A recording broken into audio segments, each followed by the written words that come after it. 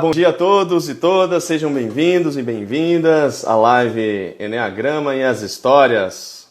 Começando a semana muito bem, com uma energia muito boa. E espero que todos tenham tido um final de semana muito bom. O pessoal está entrando aqui já.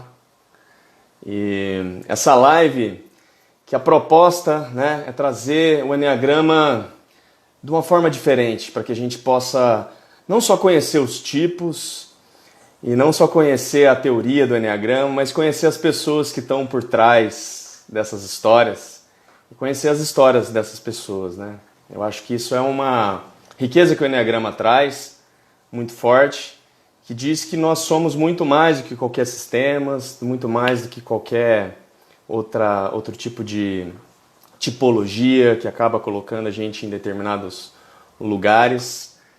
E, acima de tudo, nós somos pessoas, somos humanos.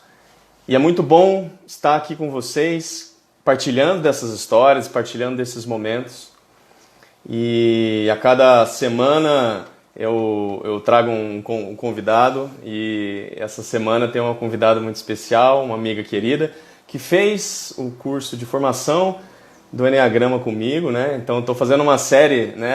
Os dois últimos programas, as duas últimas lives foram com amigos que fizeram a formação junto comigo e a gente tem bastante história para contar juntos, né? De momentos que a gente se encontrou e como é que foi essa jornada toda de autoconhecimento. E hoje eu trago uma amiga querida, que é a Cláudia, que ela já está aqui esperando, né? Para entrar. E ela vai falar sobre a sua história no Enneagrama, e como é que foi que ela se descobriu, né? Os primeiros momentos, assim, como ela se descobriu no Enneagrama, e depois dessa vocação de trabalhar com o Enneagrama, né? De usar isso aí como uma ferramenta de transformação para ajudar as pessoas. Então eu vou apresentar a Cláudia. Aqui eu já chamo você, viu, Cláudia? Espera só um pouquinho. A Cláudia, ela é psicóloga com formação em constelação familiar e dinâmica energética do psiquismo. Ela atualmente trabalha com gestão e desenvolvimento de pessoas, é praticante de yoga e meditação.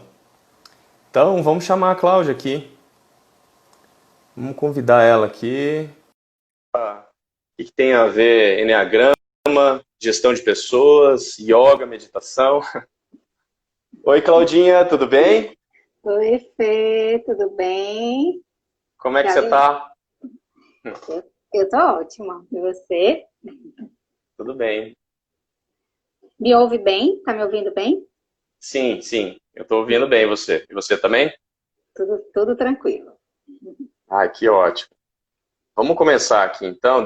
Eu vou colocar o comentário aqui que vai estar com o título. Aí eu vou fixar. Certo. Aqui a gente vai aprendendo aos poucos como é que funciona esse negócio, né? As coisas que a gente tem que fazer. É verdade, é aprendizado para todo mundo. Então. Bom que dessa pandemia, ela veio justamente para isso, né? Para ensinar a gente essas coisas, né?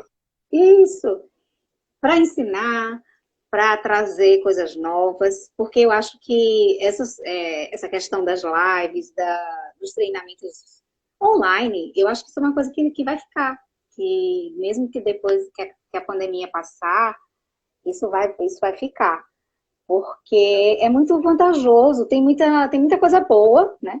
É lógico que o presencial precisa existir, a presença, olho no olho, a energia, mas é possível também, durante a pandemia, eu percebi que é possível a gente sentir a energia do outro, trocar, fazer as trocas, conectar, e através desses encontros online, né? Eu aqui em Maceió e você aí em É, Piracicaba. Olha que coisa boa. é verdade, né? Não ia poder se a gente só tivesse trabalho presencial, né? Então a Né? tecnologia está aí para ajudar mesmo, né? É verdade. Mas você sabe que fiz um curso do André Prudente, né? E ele trabalha já faz tempo à Pois é, distância, né? também fiz curso online com o André. Ah, que legal. Eu lembro de ter falado com ele, André, o que você pensa dessa questão aí da distância, já que você está trabalhando, né? E ele falou uma coisa que eu achei interessante, né? Que essa mudança vem para colocar assim as relações de trabalho que podem ser feitas à distância, elas devem ser feitas para privilegiar os momentos presenciais no contato efetivo com as pessoas, em que você vai estar lá não só para trabalhar, discutir coisas de trabalho, fazer reuniões, né? As reuniões a gente deixa aqui para o online, né? Para as plataformas, as coisas de trabalho, burocracia. A gente não precisa estar próximo para isso, né? Para que a gente realmente consiga otimizar o nosso tempo juntos, né? E que a gente possa estar presente, né? E não só lá trabalhando e fazendo essas questões, né? Eu achei muito interessante esse ponto de vista dele. Uhum, é verdade. O Então, André, Cláudio, eu pode tive falar, essa pode experiência, falar, desculpa. eu tive a experiência também de curso online com o André. O nosso curso, na verdade, começou antes da pandemia. E aí, Sim. continuamos, na verdade, não interferiu em nada, porque nós já estávamos no formato online. E a gente continuou o curso e foi muito, muito produtivo, muito proveitoso. Foi muito bom. Sim, é. Eu acho que é por aí, a gente aproveitar as mudanças para a gente mudar também, né? Já que o Enneagrama fala tanto de mudança, né? A gente receber isso como uma oportunidade também. Verdade. Então, falando de Enneagrama, né? Como a gente começa, né, normalmente as lives, falando sobre a tua história, né? Para contar, assim, como é que foi o teu encontro com o Enneagrama, as suas primeiras percepções, né? Ao se descobrir como tipo 1, né? Que você se identificou, né? Como é que foi essa descoberta? Se foi uma coisa, uma surpresa, ou você já estava mais ou menos, você já sabia? E esse desenvolvimento ao longo do tempo, do fato de você, das suas escolhas profissionais, e o fato de você escolher trabalhar com o Enneagrama mesmo, o que isso significou para você? Uhum. Vamos lá. Eu conheci o Enneagrama em 2014, através do nosso mestre, né, do nosso professor, Domingos Cunha. Eu o contratei para trazer o Enneagrama na empresa que eu trabalhava na época, para oferecer o curso para os líderes, né? Fez parte, o curso do Enneagrama fez parte do programa de desenvolvimento de lideranças da empresa na qual eu trabalhava na época. E eu contratei, né, organizei todo o grupo, porque esse era uma das minhas atribuições na empresa, e organizei todo o treinamento, e eu também, como trata-se de algo da linha do autoconhecimento, que é um caminho que eu trilho desde a minha época de acadêmica, né, enquanto psicóloga, e eu também fiz o curso, aproveitei para fazer o curso junto com a turma, né. Foi permitido, né, por ele e também pelos meus gestores, e foi quando eu conheci o Enneagrama e assim, me encantei com essa sabedoria incrível que é o Enneagrama. A minha descoberta pelo tipo 1, né, em identificar com o padrão de personalidade tipo 1, foi bem fácil. Porque eu digo, né, que eu sou tipo 1 bem de carteirinha. Porque o meu instinto também intensifica a energia do tipo, né? Não vamos entrar muito na questão dos instintos, mas sabemos que temos os 3 instintos, e o meu instinto dominante casa muito bem com a energia do tipo. Então, para mim, não foi difícil descobrir. Quando eu fui tendo contato com os comportamentos, com os conteúdos, com aquilo que estava sendo dito pelo tipo 1, eu me identifiquei rapidamente. Sim. E, na verdade, essa identificação, para mim, não foi ruim, foi boa.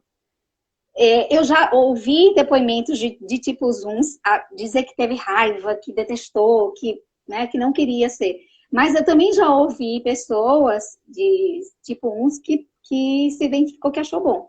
E eu fui uma delas. Eu adorei esse tipo 1. E continua adorando? Às vezes a gente fala assim, adorei, continua adorando. Olha, ser tipo 1 tem suas dores, né? Como diz Padre Domingos, a gente paga um preço. Então, foi bom porque eu tive as minhas dores, teve o meu momento de sentir a minha dor, né? Em ser tipo 1, porque tem as dores, tem a sombra.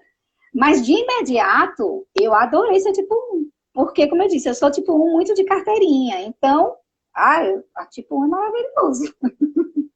Então, eu me achei sendo tipo 1. Eu sou assim, eu quero ser assim, né? E na época, ainda sem conhecer muito pouco. Então, o processo de descoberta de ser tipo 1, para mim, não foi doloroso. E o Foi que você bom. percebeu, assim, que mais te identificou, assim, quando você olhou das características do tipo 1, você percebeu, assim, nossa, é isso aqui sou eu mesmo. Quais foram as características principais, assim? É o ser correto, o ser perfeito, fazer tudo certo. Organizado, disciplinado, o certo é certo. Não gosto de quebrar regras. Se tem uma coisa que me deixa mal é quebrar regras. Isso me dá. E a questão da raiva contida também, né? De você sentir a irritação. São duas coisas bem marcantes no tipo 1. Né? É a questão do certinho, de fazer a coisa certa, porque tem que ser certo. A gente não enxerga outra forma. É a forma certa de fazer, acabou. E Não a tem por que questão fazer de outro jeito. fazer de outro jeito, exatamente. E a questão da raiva, assim, da irritabilidade quando algo não sai como planejou, quando alguém, né, sai fora do prumo ali. Então, a Hum, rigidez, né, a questão muito certinha do tipo 1, que eu tenho muito, muito, muito forte isso em mim. sim. E isso aí é uma característica do tipo 1, tudo isso que você falou, né? E é bom, assim, escutar quem é o tipo que já se conhece há bastante tempo, né? Que realmente fala com propriedade, né? Isso aí acontece na minha vida, não é uma coisa que alguém me disse, alguém falou, a teoria do Enneagrama me falou que eu sou assim, né? Eu sinto isso, né? No meu dia a dia eu sempre fui assim, parece que é uma coisa que a gente carrega desde a infância mesmo, né? Exatamente. E quando você tem essa descoberta, né, como você está dizendo, isso traz um certo alívio, né? Poxa, tem uma razão para eu ser assim, né? Foi um aprendizado que, que eu tive ao longo da minha história. Foi o que foi possível para mim, foi a minha forma de se expressar no mundo, foi a minha forma de se proteger, né, diante das adversidades, diante das situações que aconteciam na minha vida. Então, e tem muita coisa do inconsciente, né, que você repete esse padrão de comportamento ao longo da sua vida, né? É um Sim, padrão repetitivo e você faz isso de forma muito inconsciente, né? Você não se é, percebe, né? Você não se percebe, exatamente. É. não se percebe presa a esse padrão. E é isso que o Sim, Eneagrama te dá, é essa possibilidade de ampliar essa consciência, você se perceber nesse padrão e você ter a possibilidade de flexibilizar, de ver as outras janelas, né, de ver outros olhares. Isso sim. é libertador. E eu acho que é uma característica bem específica do Enneagrama ter essa abertura, né? Essa possibilidade de perceber outras janelas, né? De modo para a gente se identificar e se inspirar, né? E eu queria aproveitar agora que, né, você falou desse caminho, né? O Enneagrama propõe um caminho e falar um pouco sobre o que é o Enneagrama. Às vezes quem está assistindo às vezes não sabe, né? Sim, sim. O que a Cláudia Importante. está falando é de uma tipologia de um tipo, né, de personalidade que ela se descobriu nesse sistema nessa sabedoria, esse sistema de autoconhecimento que é o Enneagrama, né? E o Enneagrama ele tem um histórico bem antigo, uma sabedoria de mais de 4.000 anos, que veio vindo ao longo dos tempos, passando por tradições religiosas, tradições culturais diversas. E cada tradição foi colocando uma coisa a mais, né? E no início havia uma intenção de criar um símbolo que pudesse explicar tudo no universo, né? Todas as coisas, o movimento dos astros, as mudanças que ocorrem na natureza, os processos evolutivos. E à medida que foi se percebendo essas mudanças, esses pontos, né? chaves foi se percebendo que o que acontecia na natureza acontecia dentro da gente. Essas mudanças, esses movimentos aconteciam dentro da gente. E aí o Eneagrama foi se tornando esse mapa da alma humana, que depois, quando vieram alguns estudiosos, né, da psicologia, colocaram algumas coisas e esquematizaram, né, colocaram num sistema que permite você se identificar, a perceber o seu padrão de comportamento, né? Qual desses tipos, né, qual dessas formas, desses padrões de comportamento, que no Eneagrama são 9, a gente conhece, né, são os 9 tipos do Eneagrama, quais desses você se identifica mais? É como se você tivesse, fosse uma área, uma zona de conforto, que você acaba agindo sempre da mesma forma, né? Reagindo, tendo as mesmas respostas. E aí a Cláudia falou um pouco do tipo 1, né? Que costuma reagir procurando, olhando para aquilo que é correto a ser feito, né? E aí costuma, muitas vezes, ter um padrão de repressão dos sentimentos, porque às vezes não quer fazer, mas aquilo tem que ser feito porque é correto, e acaba escondendo a raiva, escondendo sentimentos de tristeza, muitas vezes, né? Para justamente estar agindo no mundo de uma forma correta, né? E o padrão, né, emocional aí do tipo 1, a gente entende que é a ira, né? Essa raiva contida de que as coisas têm que ser feitas de uma determinada forma, e se aquilo sai um pouco fora do controle, sai daquelas normas, eu me sinto profundamente irritado. E aí eu não posso manifestar essa raiva, aí eu reprimo, então fica uma coisa de reprimir os sentimentos, mas aquele sentimento acaba crescendo muito, muito dentro, e acaba muitas vezes ocorrendo algumas explosões, né? Essa ira vulcânica, essa coisa que queima por dentro, né?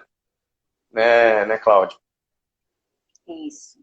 E aí depois vem a culpa, né?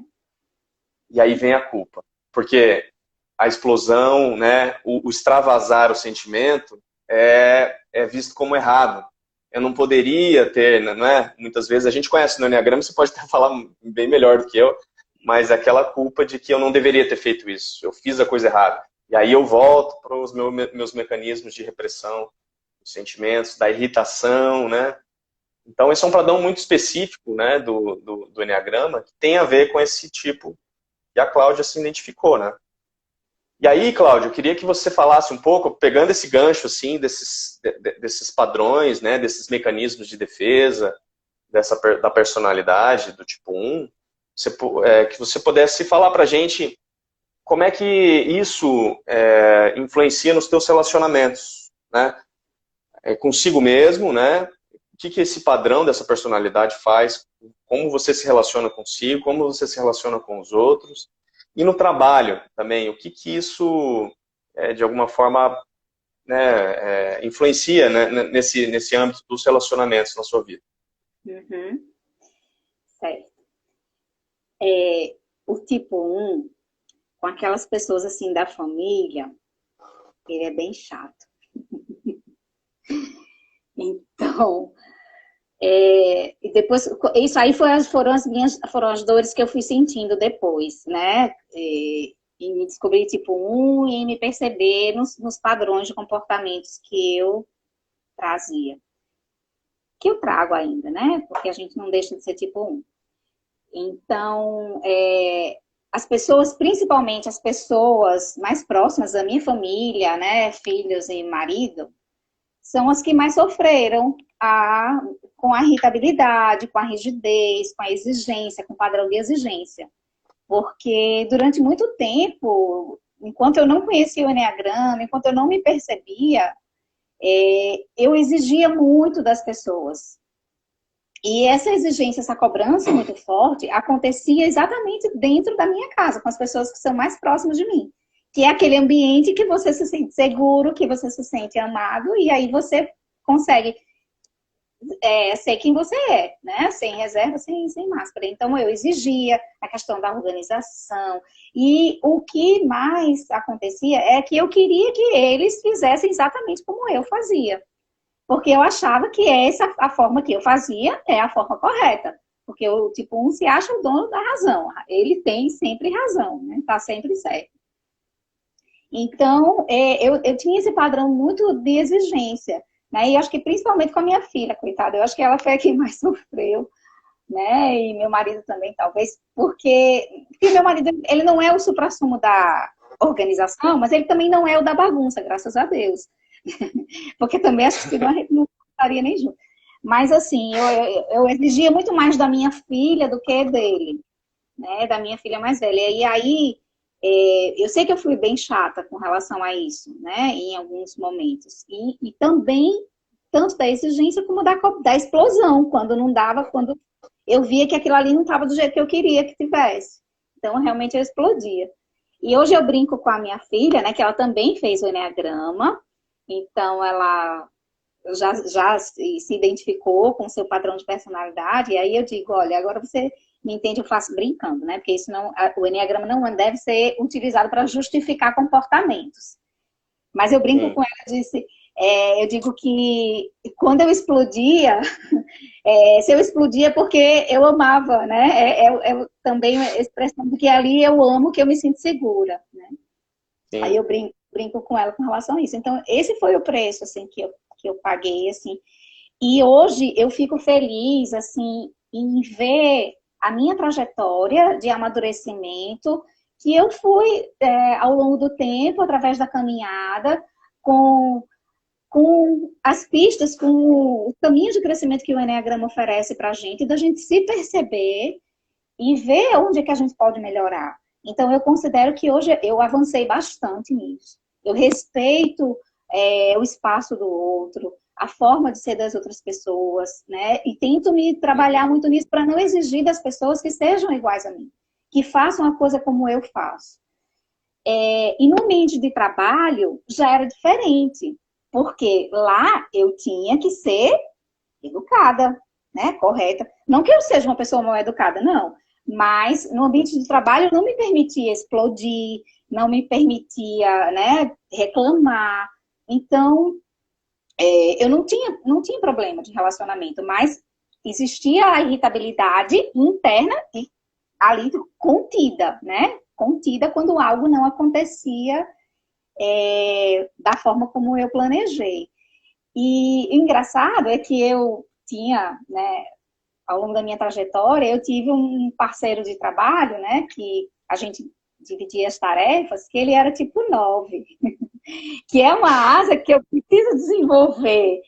E a gente conseguia se dar bem, porque, assim, eu tinha meu padrão de exigência, ele sabia que eu era, assim, toda certinha, toda organizada, tudo planejada, e aí ele não era, né, ele se esquecia de botar as coisas, ele, olha, Melo, vai, faz aí pra mim e tal. E quando eu deixava alguma coisa para ele fazer, que a gente se combinava nas tarefas, aí eu ficava ligando para ele. Fulano, ó, já fez? Já entregou? Como é que tá? Não sei o quê. Porque eu não me senti segura de deixar só com ele, porque eu precisava saber que ia dar certo. Aí, mas isso não era motivo de conflito entre nós. A gente conseguia se entender, né? Então, é como se eu tivesse um lado e ele tivesse o outro e a gente conseguia encontrar o equilíbrio. E isso é uma coisa boa, assim, que eu aproveito para trazer isso como exemplo de que não existe tipo certo para outro tipo tal que vai combinar melhor com tipo tal, né? Isso é a maturidade de cada um que vai entendendo como é o jeito da pessoa funcionar, respeitando aquele jeito da pessoa funcionar, de como reage, de como se comporta, e assim ajustando, né? Fazendo com que a convivência se torne mais harmônica. Então, no meu ambiente familiar, no início, existiram muitos conflitos, e hoje eu consigo olhar para trás e ver assim, o quanto eu, né, fui dura, fui rígida e tudo.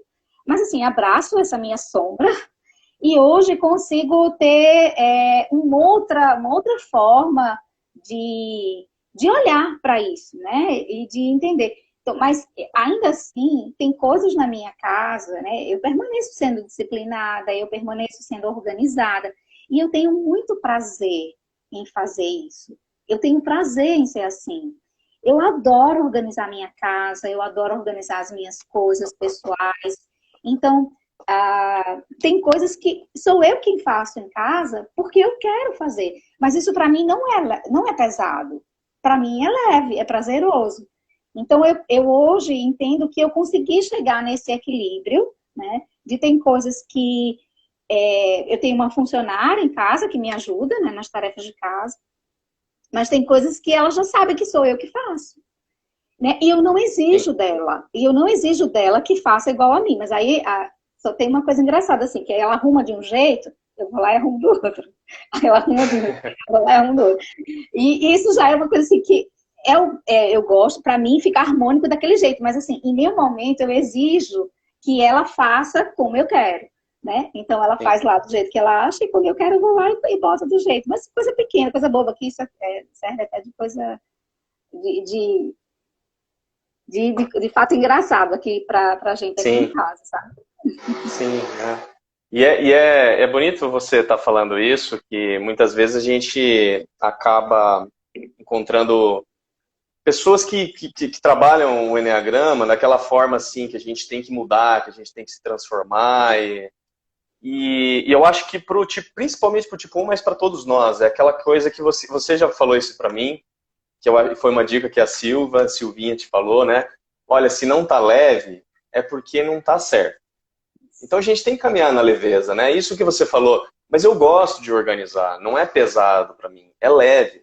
Não tem problema, né? Agora, ficar falando que o tipo 1 tem que abandonar essa mania de organização, não é exatamente isso, né? É uma coisa que você nasceu, uma habilidade que você tem, muito boa de enxergar que existe um sistema, que existe um padrão, que existe um modo de fazer as coisas. Isso é muito bom. É bom, né, nos nossos relacionamentos, é bom na empresa. Acontece que quando... eu acho que a chave é justamente isso. Quando começa a ser muito rígido, a impedir que as pessoas sejam como elas querem ser, ou que isso cause um certo sofrimento, que tenha um peso nas costas, é porque tem alguma coisa de errado, né? E eu acho que faz sentido isso, né, em tudo que você falou. E aí a gente pode olhar para os outros, né? Por exemplo, esse seu caso do tipo 9, que eu acho que foi muito, muito interessante, de perceber como que as outras pessoas, elas te trazem intuições de que você precisa soltar um pouco, né? O 9, a asa 9 fala muito isso pro 9, pro tipo 1, né? É verdade. Liberar um pouco, solta o controle, deixa a coisa fluir que vai sair certo, que não precisa estar no controle. E o 9 pode olhar para o 1 e falar, olha, pega para fazer, né? Esquematiza, se organiza. Se você se organizar, você consegue fazer, né? E aí é muito bonito você ver você, né, como uma pessoa, ao invés de cobrar, de ajudar, né? Aquela pessoa que às vezes a gente enxerga uma dificuldade. E você chegar para essa pessoa e falar, olha, por que você não faz assim, né? Já fez aquilo lá? Né? Será que você tá na sua agenda? Alguma coisa assim que possa ajudar as pessoas. Eu acho que o caminho do Enneagrama, ele passa muito por isso, né? De entender o outro e entender a si mesmo ao mesmo tempo, né? Exatamente.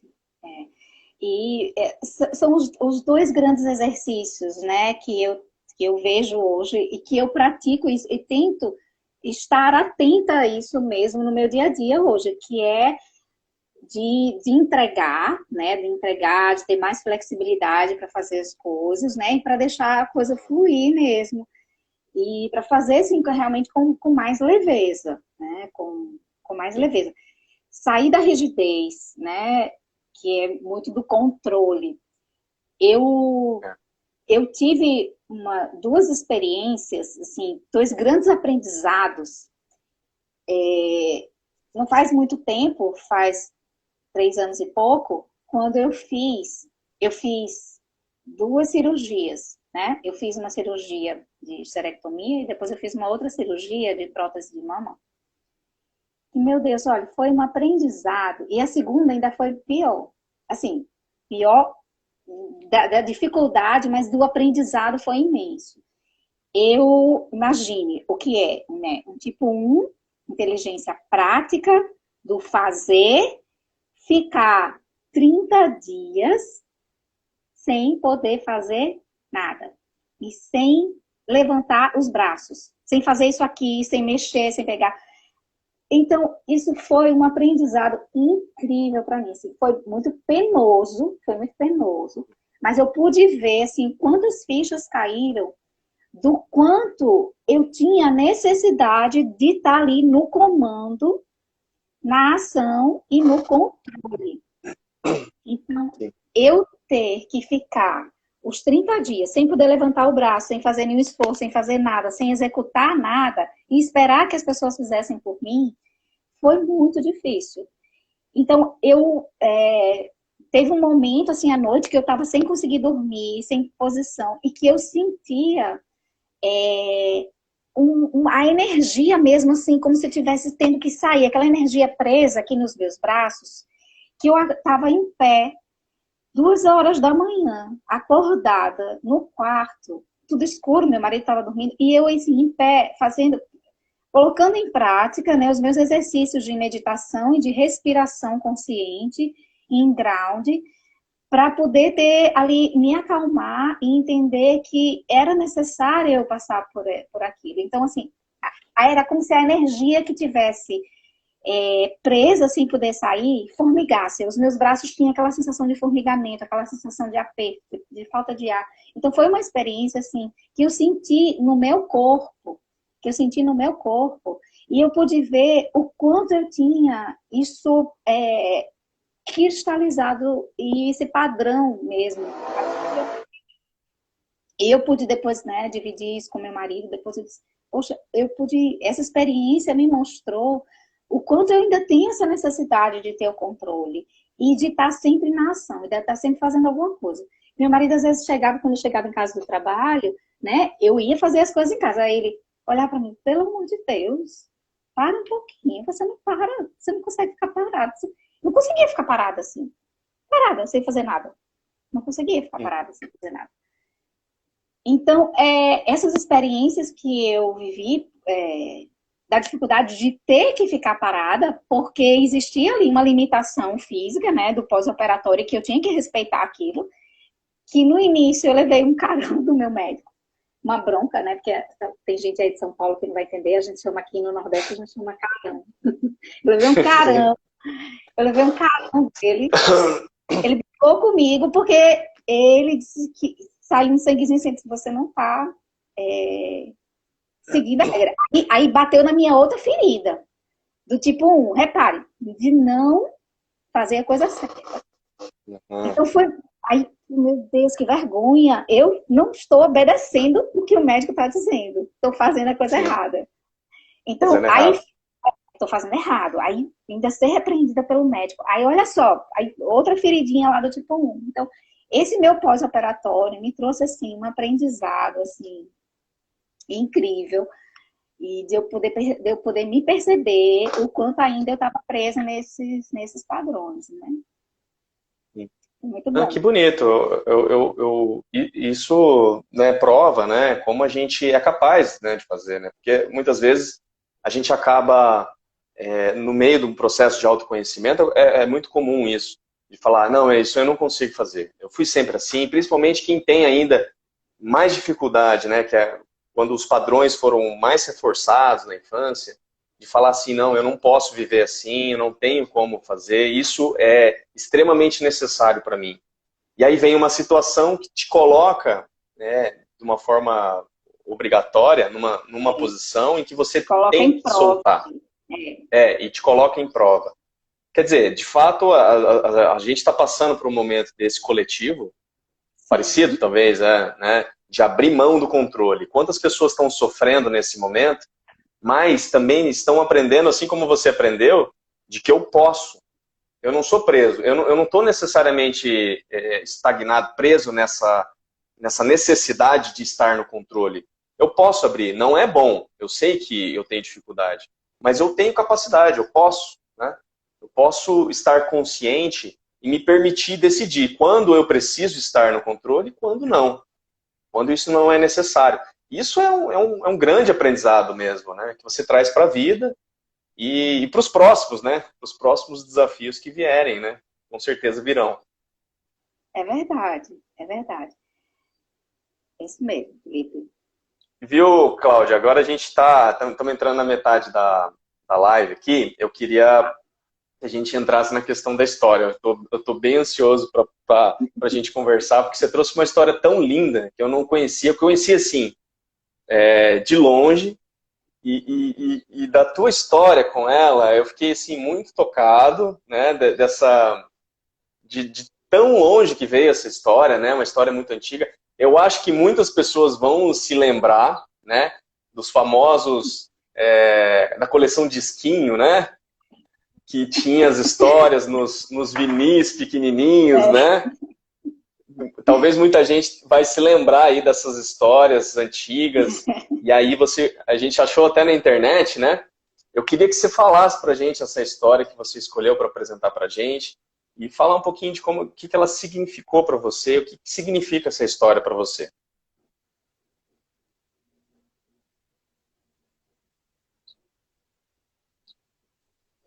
Vou esperar um pouquinho, acho que... Felipe, o Oi, seu agora estou vídeo ouvindo, que travou deu um uma pouco travada. para mim. O seu também. Eu acho que a gente travou junto aqui. Mas agora Travou. voltou? Voltou. Voltou, tá normal agora? Ou tá ruim ainda? Vamos ver. Travou de novo e a sua imagem saiu, mas agora voltou. Será que é a internet?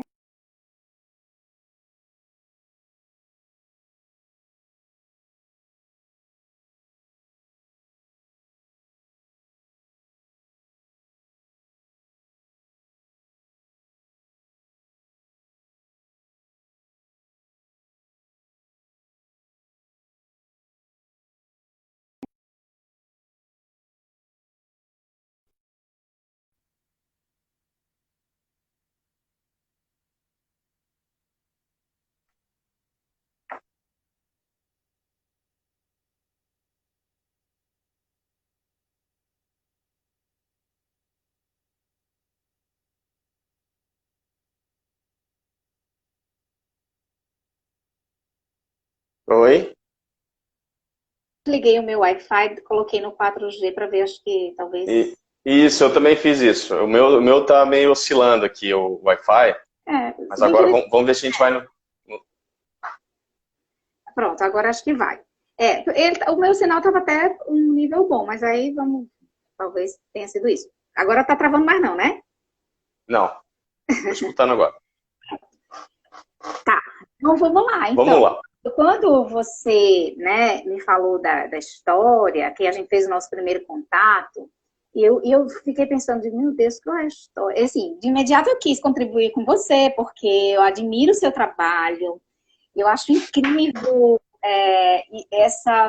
esse novo olhar que você está trazendo de unir as histórias com o Enneagrama. Então, eu fiquei muito honrada e feliz em contribuir, né, com as lives que eu tenho acompanhado, que eu tenho assistido e estou achando incrível. Para mim, tem muito aprendizado. Então, eu fiquei pensando, meu Deus, mas e aí, eu não sei, eu não tenho história. Qual é a história, né, que eu vou trazer? Qual é a história que eu vou contar? E aí eu comecei a fazer o exercício da entrega, né? Da entrega, de deixar fluir, de conectar assim com o meu coração e ver o que ele tinha para me dizer, né? Das minhas memórias, das minhas lembranças, da minha trajetória. E quando eu fiz esse exercício, eu parei realmente para sentir, me veio algumas histórias, né, mais conhecidas, me veio a fábula da Chapeuzinho Vermelho, do João do Pé de Feijão, mas o que veio mais foi essa história da formiguinha e a neve. E, na verdade, quando eu te falei, né, da formiguinha e a neve, eu não tinha ouvido a história novamente. Eu lembrava de flashes da história da formiguinha.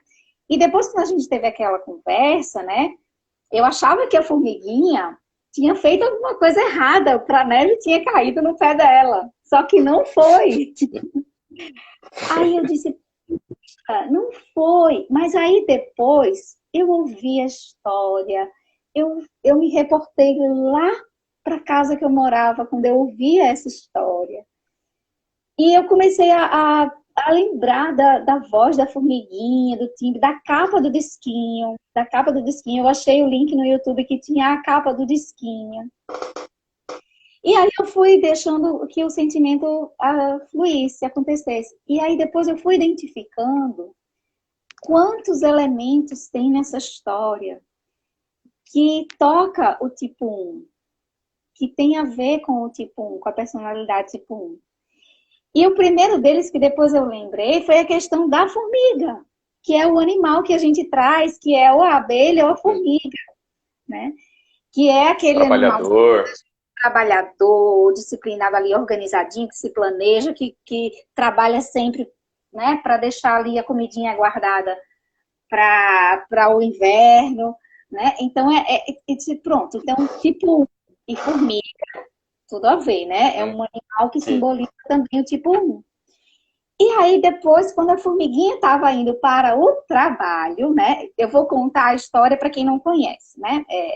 O nome da fábula é A Formiguinha e a Neve. Então, a formiguinha, ela sai de manhã, numa manhã de inverno, para ir trabalhar, né? Que é uma coisa, assim, também muito forte para o tipo 1, né? Que é o trabalho. E ela sai para ir trabalhar e de repente um floco de neve cai no pezinho dela. E ela fica presa, né? Porque uma formiguinha ali frágilzinha e o floco de neve tá ali pesado e ela não consegue se desprender ali do pezinho do floco de neve. E ela tem que pedir ajuda, né? Isso é um outro ponto que o tipo 1 também tem dificuldade de pedir ajuda, porque o tipo 1 acha que só ele sabe fazer certo, que ele tem ali, vai para a autossuficiência, né? Tem essa coisa de que só ele sabe fazer certo. E tem dificuldade de receber também, né? Tem dificuldade de pedir e de receber. Então a formiguinha tá ali, se vê naquela situação que ela precisa pedir, reconhecer que ela ali precisa de ajuda, que ela tá vulnerável. Né? Então, olha que aí eu já um outro aprendizado para o tipo 1. E aí a formiguinha pede ajuda para o sol, né? Que é aquela coisa assim, né? Grandiosa, poderosa, né? E aí a formiguinha pede: ô sol, tu que és tão forte, né? Que tem o calor, derrete a neve e desprende o meu pezinho. E o sol, naquela sua majestade, naquele seu poder de imponência, de fortaleza, diz: mais forte do que eu é o muro que me tapa. E aí a formiguinha se vê ali entristecida e tem que, mais uma vez, né, trabalhar ali a sua humildade e pedir ajuda para o muro. E aí ela olha para o muro e diz: ô muro, tu que és tão forte, que tapa o sol, que derrete a neve, desprende o meu pezinho. E o muro responde para a formiguinha: mais forte do que eu é o rato que me rói. Aí a formiguinha, mais uma vez, se vê na posição de ter que tirar forças, né? Trabalhar ali a sua resignação, a sua entrega, né? Que é tão importante. Tipo, e tem que pedir ajuda mais uma vez. Dessa vez ela pede ajuda para o rato. E aí ela vai repetindo, né? Ô rato, tu que és tão forte, que rói o muro, que tapa o sol que derrete a neve, desprende o meu pezinho. E o rato, passando ligeiro, mais forte do que eu, é o gato que me come. Mais uma vez a formiguinha vai no exercício de ter que recorrer ao gato. E aí ela: ô gato, tu que és tão forte, que come o rato, que rói o muro, que tapa o sol que derrete a neve, desprende meu pezinho. E o gato, passando ali, sorrateiro e preguiçoso, não dá importância para a formiguinha e diz: mais forte do que eu é o cão que me persegue. Mais uma vez a formiguinha vai lá e quando o cão passa, ó cão, tu que és tão forte, que persegue o gato, que come o rato, que rói o muro, que tapa o sol, que derrete a neve, desprende o meu pezinho. E o cão, passando ligeiro e apressado, vai embora e diz: mais forte do que eu é o homem que me bate. E aí a formiguinha, mais uma vez, recorre ao homem. Né? Ó homem, tu que és tão forte, que bate no cão, que persegue o gato, que come o rato, que rói o muro, que tapa o sol, que derrete a neve, desprende o meu pezinho. E aí o homem, né, lá na sua coisa dura, fria, né, e aí responde para a formiguinha: mais forte do que eu é a morte. E aí é a morte que me mata. E aí, mais uma vez, e aí, quando a gente vai vendo, aí foi vendo cada elemento desse, o quanto você vai trabalhando questões aí nesses elementos, em cada um desses elementos, né? Enquanto são sentimentos e emoções. E aí, o homem diz, né? Mais forte do que eu é a morte que me mata. E a formiguinha, já sem forças, vai recorrer à morte. E ela, ó morte, tu que és tão forte, que mata o homem, que bate no cão, que persegue o gato, que come o rato, que rói o muro, que tapa o sol, que derrete a neve, desprende o meu pezinho. E a morte, né, lá na sua imponência, a formiguinha já sem forças, diz: mais forte do que eu é Deus que me governa. E quando finalmente Deus, né, com forças, já achando que estava já, né, entregue, ela olha para o céu e recorre a Deus. Ó Deus, tu que és tão forte, que governa a morte, que mata o homem, que bate no cão, que persegue o gato, que come o rato, que rói o muro, que tapa o sol, que derrete a neve, desprende meu pezinho. E então, nesse momento, Deus atende ao pedido da formiguinha. E a primavera, o céu se abre e a primavera chega, na verdade, para resgatar a formiguinha e desprender o pezinho dela. E aí ela se liberta e os campos se abrem, tudo florido, né? Então, essa história, assim, é de uma beleza, assim, e tocou, assim, meu coração, não por todos esses elementos, que depois eu comecei a fazer associações, que, contando com a primavera, são 9.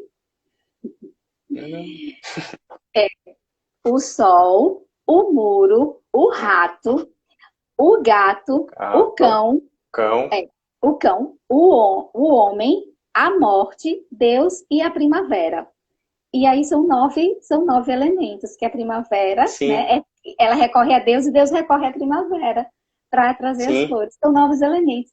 E aí depois, né, eu comecei, poxa, são 9 elementos. E o quanto, assim, cada elemento desse traz uma emoção nossa, traz um sentimento. E é um trabalho, assim, é um aprendizado, né, para o tipo 1 que tem que recorrer, que tem que se entregar, que tem que pedir ajuda e que está ali, né, deixando, confiando e entregando. Exatamente. Então, não, muito bonito. E eu tava vendo você contando aqui, eu fiquei hipnotizado aqui. Assim, uma criança assistindo a história, porque essas histórias, elas têm um padrão, né? Essa história de repetição, as crianças adoram, né? Eu que trabalho com contação de história, eles adoram. Porque é o gato, aí eles têm que lembrar quem que é que comia quem. E é um desafio contar, às vezes, essas histórias, porque aí você tem que usar a memória, tem que ir lembrando, né? E como isso, assim, foi algo que marcou muito a minha infância. Depois que eu não lembrava da sequência, mas depois que eu ouvi a história, depois ficou fácil, era como se tivesse registrado na minha memória, né? E aquilo veio à tona, né? aquilo estava guardado em mim e depois veio à tona. E a lição enquanto tipo 1, assim, o toque principal é a questão da entrega, né? De você deixar fluir, de você trabalhar ali sua entrega mesmo, sua leveza, né? E saber que as coisas vão dar certo. Né? Sim. E eu achei curioso você estar falando isso aí, né? Eu li a história e pensei várias coisas, e você está trazendo coisas mais símbolos aí para ajudar a gente a entender. Mas essa tua primeira impressão de que você trouxe lá da sua infância, você falou que você escutou essa história, você tinha uns 4 anos, né? Você escutava 3, 4 anos, né? Uns 3, 4 anos. Foi quando eu vim morar aqui em Maceió. E olha essa impressão que veio para você de que a formiguinha tinha feito uma coisa errada. E a formiguinha não tinha feito nada de errado. Né? Ou seja, ela estava lá inocente. Aconteceu um acidente. E eu li essa história, e daí eu ficava pensando, mas ninguém vai ajudar essa formiguinha? Pelo amor de Deus, é só tirar a neve do pé dela, não é difícil, né? Mas ela fica lá, parece um sofrimento, uma ladainha que ela vai, olha, alguém pode tirar o meu pezinho. E eu fiquei pensando que na nossa vida tem coisas que ficam presas, né? E elas ficam lá numa parte congeladas, às vezes, presas lá, né?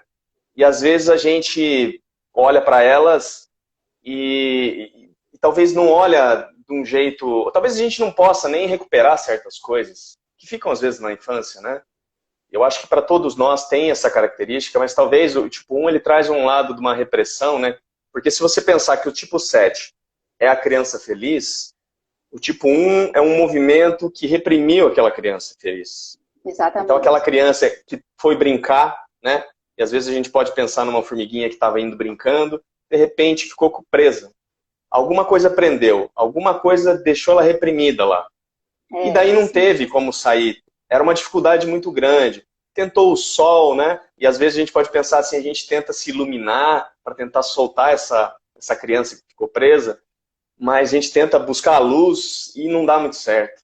A gente tenta ir pela sombra que o muro trouxe, mas também é difícil, né? E aí várias pessoas vão passando e não conseguem, né? A gente até chega a pensar no pior às vezes, mas de fato é essa promessa de que esse retorno um dia vai acontecer. Quer dizer, a gente não consegue pegar aquilo que a gente perdeu na infância. De fato, ficou lá, né? E a gente não consegue recuperar plenamente. Mas um dia a promessa é que vai vir a primavera, e essa primavera traz renovação, essa primavera traz um renascimento, né? E que as coisas vão se unir novamente, né? Então, eu acho que essa esperança, né? Que apesar dessa dificuldade e da gente não olhar e de ficar lá preso, ainda tem uma grande promessa, que é esse olhar, né, para a espiritualidade, e entendendo que essa é a saída, né? Esse é o nosso destino final, né? E lá nós vamos nos encontrar, né? Com essas pessoas que nós fomos ao longo. Exatamente. E parte da nossa essência, né? Nossa, e aí você já trouxe, né?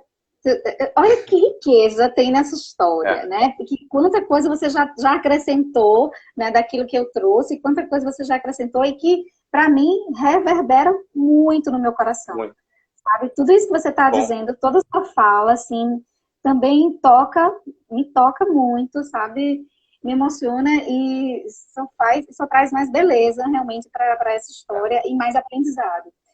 E eu ouvi de Padre Domingos, recentemente, numa das lives dele, e que ele falou, assim, que eu achei muito bonito, assim, que a gente se perde, né, da nossa essência, a gente vai se perdendo das coisas, com as nossas dores, na nossa caminhada, mas ela está lá. Ela está lá guardada, a nossa essência está guardada. Ela está protegida, né? Ela precisou ser protegida pela personalidade, né? Pela nossa personalidade, pelos mecanismos de defesa que a gente desenvolve ao longo da vida, mas essa essência está guardadinha lá. Né? E se a gente fizer esse caminho, a gente vai ter acesso a ela. Né? Então, exatamente. Eu tenho feito eu faço isso diariamente na minha meditação, né? É um dos mantras que eu uso na minha meditação diária, que em busca de cultivar a minha essência, né? Eu tenho uma frase, né, que eu afirmo que a paz começa em mim e através dela eu cultivo a minha essência, né? Que é a essência o tipo 1 tem a essência da serenidade. Então, esse é um dos mantras que eu faço na minha meditação diária para que essa essência, né, aflore cada vez mais no meu dia a dia, né? Que eu possa recorrer à minha essência quando for necessário. Que lindo. Muito obrigado, viu, Cláudia? A gente está agora, falta 5 minutos para a gente finalizar a live. E eu sempre fico com vontade de ficar mais tempo. Eu queria ficar mais 1 hora. E a gente pode ficar falando sobre essa... Eu sou um apaixonado pelas histórias e quando as pessoas trazem histórias assim que vêm lá da infância, aquela coisa, eu fico ainda mais feliz, né? Então eu queria te agradecer, primeiramente, por você estar aqui, falando pra gente da sua história, e trazendo essa história maravilhosa que a gente... Às vezes a gente acha que essas histórias de criança, principalmente essas que têm repetição, que é aquela lenga-lenga, que eu não... Né? Mas são essas histórias que às vezes têm mais coisa para nos dizer do que aquelas muito fantasiosas, cheias de personagens e aventuras, né? E você vê que em pouco tempo aqui a gente conseguiu tirar tanta coisa e com certeza tem mais, né? Pois é verdade. E eu acho que é um grande... isso é se oferecer essa história aí para tantas pessoas que estão escutando, né, que podem olhar essa história agora de uma forma diferente e levar para a nossa vida, assim, essas questões, essas reflexões, né. Então, eu queria te agradecer, né, por você estar aqui, e queria que você falasse uma palavra que pudesse representar, né, simbolizar esse momento que a gente teve, com a história, uma palavra que pudesse, assim, resumir toda essa nossa experiência para a gente oferecer para quem está assistindo aí, para que a gente possa ter uma semana bem tipo 1, na serenidade. Eu acho que a palavra que me vem é leveza, né? Porque Leveza. foi leve, e quando é leve e suave, né? Tem aquela música do Lenine, que é a música do Lenine, Leve e Suave. Quando eu escutei essa música, eu fiz muita analogia, assim, eu senti que essa música fala do caminho para a essência, sabe? Que é esse caminho que a gente faz, que o Eneagrama proporciona para a gente, é trazer leveza para o nosso caminho, né?